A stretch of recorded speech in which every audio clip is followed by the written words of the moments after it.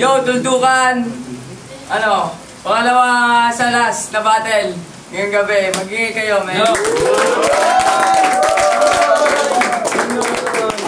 Yon, sa kanan ko, introduce yourself. Yo, nga pala si Nan Team Independent, Players Pro, shoutout kay Sir Plasta ng Players Production, kay Sir Omad ng Sneezo Clothing, tapos sa mga kagrupo ko, si Snap, si Chen, si Aliyah, tsaka kay Delwan.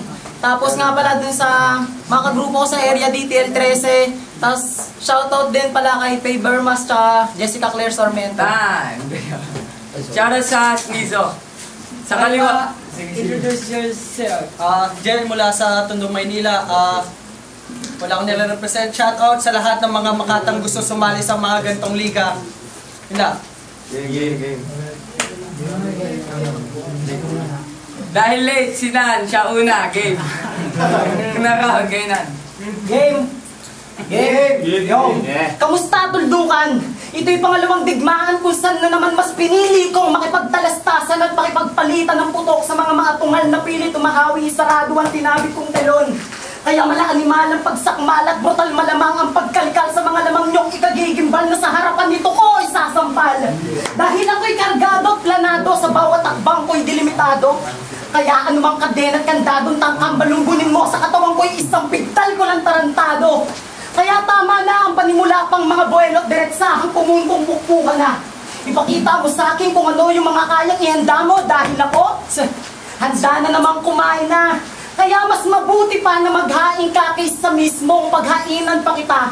Siguraduhin mo lang na mabubusog mo ko sa mga inihanda mo yung parang huling araw ko na. Dahil kapag ako'y bitin pa, mismong ito aligpitin na. Dugo mo yaking ipanguhugas sa pagkatarak ko ng kubyertos. Literal na salo-salo'y tapos na.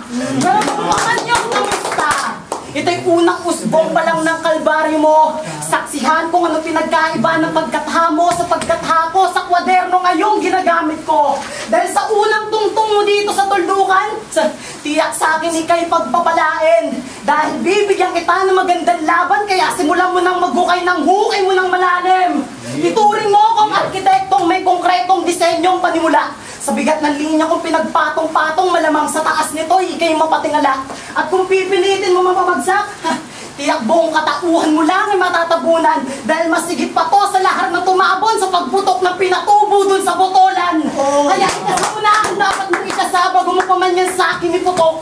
Siguraduhin na sapat ang iyong mga bala na inilagay dyan at isinuksok. Sa kamot ang kain na puputukan, tiyakin tumaob at wala ng buhay. Pero kailangan mo pa rin magbaka sakali. Tignan, baka ikaw pala yung nasa hukay. Time! Unang balat kay Jen. Game. Hindi ako yung nasa hukay. Ako yung bundok na naging bulkan. Kaya itong sinan, sumugod sa digmaan, hindi kilala ang kalaban.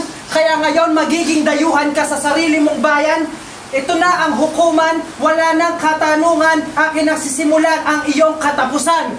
Kitang-kita naman sa pangalan, Nan Mark Jerome. Sa sobrang banal, ikaw ang nagtanggal sa nag-iisang sumpa. Curse 1, pati estilo ng pagkanta at genre, kuwang-kuwa. Sharingan, ikaw man ang nauna dito sa liga. Protozoan, Padre Jerome na isalin sa malalim, sa Latin ang Biblia, ako pa rin ang nasa huling pahina, Leviathan. Kaya Mark of the Beast, huwag kang magpabilis. Lahat ng tira mo sa akin, mintis, panis, walis, kaya alis. Kaya kitang tirisin gamit ang lapis, kaya Martinez, alis. Tatanggalin ko ang iyong impluensiya, kaya lalong mahulog pa sa daloy ng pag-ibig, malulunod ka. At wala ka nang maiimbitahang magmahal, kahit na ang iyong mga salita'y kasing tamis ng asukal, mananatili kang nag-iisang umaasa sa iba. Team Dependent, I am your judgment, because you're delinquent, call your parent corporal punishment. Yeah! Kaya kahit na mag-frenzy ka pa sa kulturang Amerikano, sa pakikinig ng sample, mabubuwang. Kahit na si Jay, Jan, di ko mamamicro habang sinusulat ang liriko gamit-gamit ang pen ng demonyo. Nakasintibay ng rock. Samantalang ikaw ay nasa bilangguan na binabantayan, Arjan, Nick Chen, at ni Chen at ni Cha, ni Cheng at ni Risa. Kaya huwag kang magtaka kung hindi ka nakasama kasi ang iyong pangalan literal na nan, wala. Time! Dalawang banat.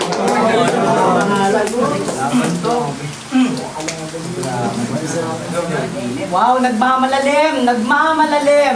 Parang balong walang laman, na puro basura yung nasa paligid. Sa madaling salita, wala kang kapakinabangan. Ayun na ba yun? Ayun na ba yung higit isang buwang inilagak mong baon, manong, para lamang sa akin makipagpudpura ng utak? Pwes di mo ako maitutulak kung ganyan-ganyan lang, dahil kaya kitang baliktarin pati warek sa banging nais mo sa aking kalagyan. Wala nang tandang pananaw sa mga panaklong kong ibinakod na kamatayan lamang ang katid. At puro tandang padamdaman tumutuldok sa malaipyerno at impacto kong pagbatid. Sa rehas na mga panipi, doon kita isisilid kapatid. Wala nang pudlit sa mga tahasang salita ko na sa litid mo ay papatid. Ano daw? Tandang pananaw, padamdam, panaklong, tuldok, panipi, tudlit. Hindi ko na kailangan pang isa-isahin na lahat ng mga bantas para malaman ito at tamang paggamit ng kuwit. Kuwit! Gets mo? Dahil pagdating sa lirisismo, alam ko may ibubuga ako. Kaya bumili ka ng Listerine mo at may kakaiba na sa binubuga mo. Sapagkat ang pagbuga ko, hindi man manadragon kundi alam mo yun. May kapahamakan na nga dulot ng pagsabog, iba pa rin ang taglay kong atraksyon. Animoy goma na maibabanat mo, yan lang ang talento ko, napakasimple. Pero subukan mong bitawan sa pagkabatak mo, matatamo mo'y pagkalatay na tibre. Mayroong pagambalos na pumupulbo sa mga magtatangkang makipagtansyahan, pero titiyakin ko hanggang tansya na lang kapasidad ko'y wala na tong hantungan. Hindi ko sukat ang mga rima, hindi ko bilang ang mga letra. Sa pagbuo ng parirala, damdamin ko nagmamaniobra. Lumilikha ng mga ilusyon, kayang kumitil at pumaslang. Sa basketball, puro assist lang ang ginagawa ko, kaya literal na puro pagpaslang. Samantalang ito puro dakdak. Oo, puro dakdak. Anong silbi na magandang pasa ko kung bobo ka sumalaksak? Ikaw ay kung bobo ka sumalaksak at kung pupuntos ka papalpak, ikaw ay basurang nakatambak. Sa mga butas na papasukin mo, ako yung harang nakasalpak. Time! Players, bro. Di ba magaling kang maglaro? Totoo ba? Nandito ako sa iyong kampo, hindi mo ko mapapatumba. Babaliktarin ko lahat ng iyong banat na walang sukat. Counter-strike, kaya balitang-balita sa amin. Napakagaling mong gumawa ng mga tirang panggera. Warcraft, umaabot, lumalagpas sa bulalakaw. Starcraft, Magikero, wag mo kong lukohin. Lahat ng iyong tira mababaw. Witchcraft, samantalang ang tira ng halimaw nag-uumapaw, nakakasilaw. Hindi ko na kailangan pang sumigaw ng ano daw, para lamang ipalinaw sa kanila ang mga tira. Basic Minecraft. Kaya sa iyong Battle Realms, ako ang kukontra sa iyong Final Fantasy. Kahit magbagong buhay ka pa, Half-Life, you will never be Metal Gear Solid to me. Kaya dito, hindi na ako nagdala ng bota, payong, pati kapote. Kasi dito sa laban na ito, mauubos ang iyong swerte. Hindi ka na makakalibre sa higante. Sulit na sulit ang kanilang 20 dahil para silang nakapanood ng Kalye serye na punong-puno ng detalye tungkol sa erehe. Kaya tawagin mo kong Luna, hindi Moonfang sa Dota, kundi yung general na may sandata, makatang sadista, mga tirang handana, samantalang ikaw, Roma, Italia, mga tirang komedya, isang tumba ka lamang, isang hangin, leaning tower of Pisa. Kaya dito sa iyong Coliseo, babahan ng dugo, wasak-wasak lahat ng buto, basag pati bungo ng iyong hukbo. Kaya ang iyong buong militar, Julius Caesar, tutumba. Kahit ngayon ka lang nakakita ng makatang mas malakas pa sa bombang nuklear. Time! Last round para kayo na. Bota?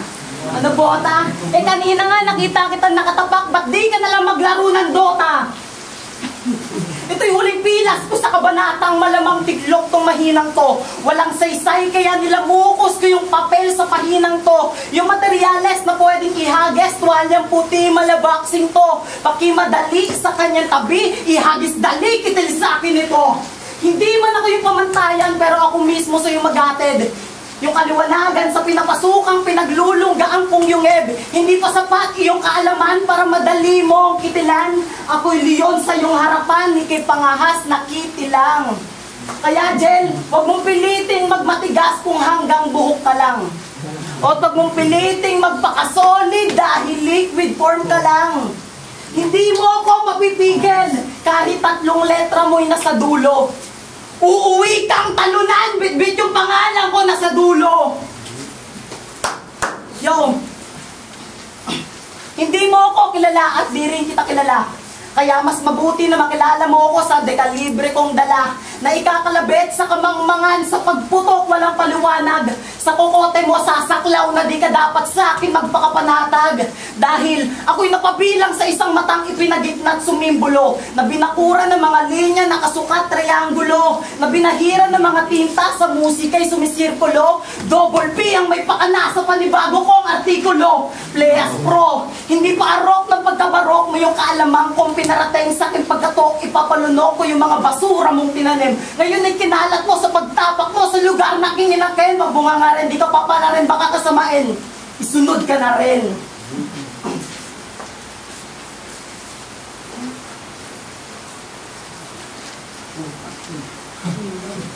Ay, isunod ka na rin.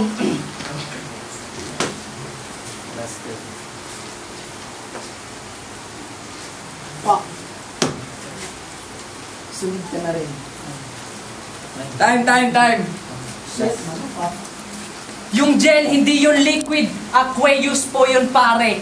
Kaya ang makatang nagmamalalim, ang makatang nagsasalita ng mga malalim na kataga, parang isda na inilagay sa lupa, oras na upang ikay magsamba. Kay San Pedro, hindi yung santo, kundi yung alkalde ng San Del Monte. Dahil kahit na gaano mo pa palawakin ang Little Tondo sa inyo, hindi yan magiging totoo. Syudad Real. Gaya-gaya ka lang naman sa anino, malaki ang ulo, lalo na kapag nakagamit ng mahiwagang damo. Kaya ito ba ang gustong yakapin ng mga makatang Pilipino sa kulturang Amerikano? Tumitira ng kahit na sino, kahit nanay, tatay, ate, kuya, alagang aso at pusa, kasama na si Lolo. Kaya tawagin mo kong maestro, mga tira ko ay epiko, walang tapon, parang puno ng buko, lahat planado, pati grado, mula una hanggang dulo. Samantalang iyong mga tira, mayabang, walang paggalang, at gusto lamang manlamang. Pag nakatalikod ka lang matapang, kaya pare, hakbang, ako ang nakaharang. Kaya wag kang magpanggap, huwag mo nang subukan pang itarak ang itak sa mga taong matalas ang utak. Dahil sigurado ka lang na babagsak at iiyak at iinom na lang ng bote ng alak. Dahil ako ang anghel ng lagim, ang may pakpak na maitim, may hawak-hawak na karet na matalim. Kaya magdasal ka na ng mataimtim, dahil hihilain kita mula liwanag hanggang dilim. Dahil sa mga baguhan, nagkakamali ka na ako ay maliitin. Mga tira mong puno ng galit, kaya ang langit ipinagkait sa'yo mapait, hindi mo na makakamit. Ang nakuha mo lang, nakalabang ka ng malupit, kaya ligpit. Alam mo kung bakit? Kasi para ka lang papel. Punet. Time. Make some noise. Yo, Tuldukan, make some noise. Kasi sa mga hurado, may video laban syempre. Tuwan yung boto para kainan.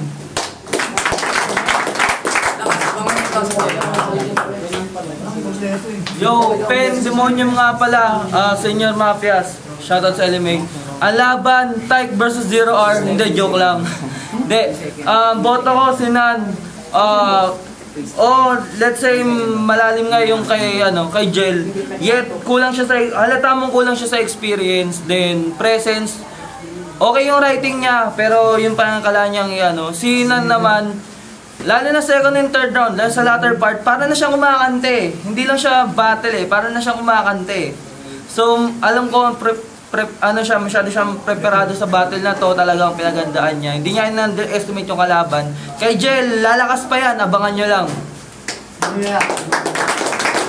Yo, Bella, sa akin, nakalamang talaga si Nan, consistency. Hindi lang kasi lalim yung babasihan natin eh. Karamihan sa mga tinira nito, gas-gas na eh. Hindi naman sa, kung makikinig kayo ng mga previous battle, flip-top, sa rap lines, may mga gas-gas na linya na narinig mo na kahit kanino. Tapos yung anggulo niya kasi, hindi ko alam kung saan siya nakapokus, anggulo eh. De, pero seryoso, magaling din sana, kaso yung switching lang na malalim, nakahulugan, tas mababaw, maiintindihan, tas yung sunod na lalim niya, ewan, hindi ko na maintindihan. Tapos bababa ulit. Kumbaga next time lang, direct time mo kung anong angle mo, pre. Yun. Kay Nan. Yo, Laxitus, salbahing bida ulit. Yun, ako lang yung isang bumoto kay Jel. Hindi ako bumasi sa malalim, hindi rin ako bumasi sa multi ni Nan. Bali, reference yung kinuha ko. Tapos, may konting slip-ups kasi si Nan sa third round. Yun, binigay ko yung boto ko kay Jel dahil doon. Bali, nangyari sa akin, 2-1. Ito si Jel, 1 si Nan. Yun lang, salamat. Mad Monkeys.